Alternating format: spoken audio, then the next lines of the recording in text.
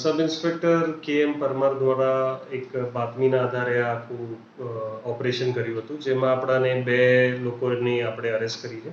ગૌતમ ઉર્ફે પૃથ્વી બારડ, જે અમરેલીના રહેવાસી છે, અને નિલેશ બાબરિયા, જે જુનાગઢ કેશોદના રહેવાસી છે. એમની જ્યારે આપણે પૂછપરછ કરી ત્યારે આપણને એ જાણવા મળ્યું કે એ લોકો ઘણી બધી ઈ-કોમર્સ વેબસાઇટ જેમ કે મિન્ત્રા,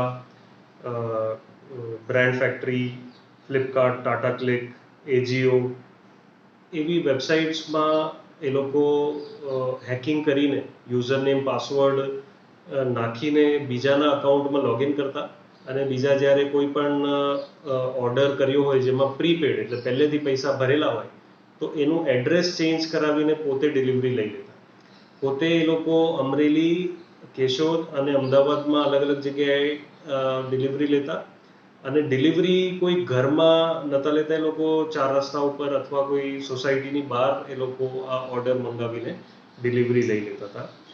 આપણાને અત્યાર સુધી 91 એવી ચીજ વસ્તુઓ રિકવર કરી છે, અને જેની કિંમત 12,10,000 થાય છે, જેમાં 27 જેવા ફોન, 7 જેવી ડિજિટલ ઘડિયાળ, 2 ટેબ્લેટ એવી મોંઘી ઇલેક્ટ્રોનિક્સ આઇટમ પણ સામેલ છે.